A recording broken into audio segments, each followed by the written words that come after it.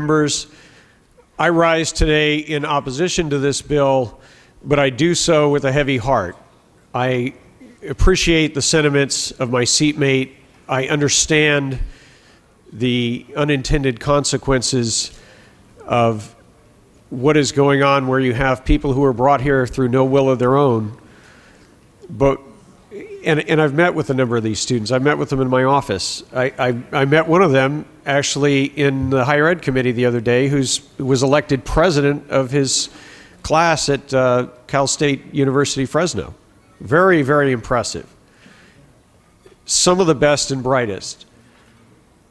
However, we are not here to debate how we feel about things. We're not here to debate whether or not that somebody should help these students.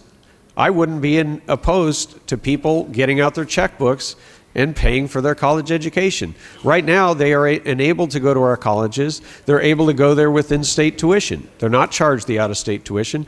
I object to that, but I understand that that's now law and it's been upheld by the California Supreme Court. So that's not what's at stake. What's at stake, and the real question here, and I think we just saw a glimpse of it for a moment, is when we undermine the rule of law. What are the consequences down the road?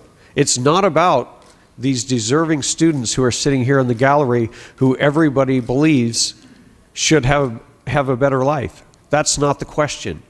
The question is, what about the next whole massive group that comes across the border that risks the heat of the desert? 500 human beings die crossing that desert.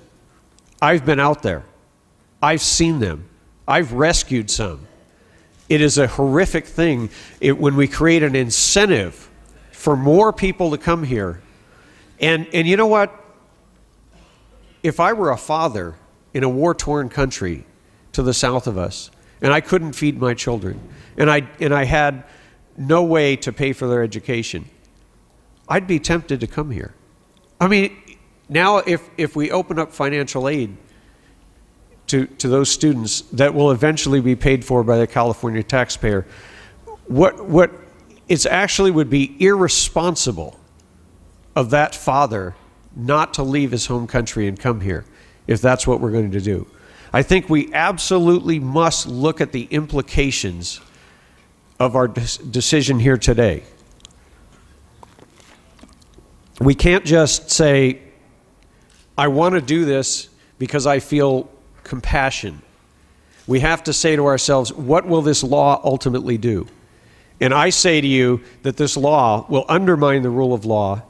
It puts legal immigrants who are waiting in a long line, perhaps even from the same country, at a disadvantage. And it will eventually take the limited pool of resources and funds that are available right now to legal, lawful residents of the state of California, and it will divide those further. And that cost is an opportunity cost for some of our children who are also the best and brightest. And so we wind up pitting people against each other, and I think that is unfortunate. What unites us is the rule of law. We watched it here, where even the chair said, if I give you extra time, then everyone will want extra time. If we hand out incentive after incentive after incentive for you to come to this country illegally, without our permission, without respecting our laws, without going through the normal course and process, then everyone will want to come here from every country in the world, and we would be foolish to turn them away because we just invited them. And I think that's why I stand up in opposition to this bill. I think that a vast majority of Californians are in opposition to creating more incentives to bring more people here illegally, because it is a dangerous precedent, and I stand in opposition and urge a no vote. Mr. Leahy.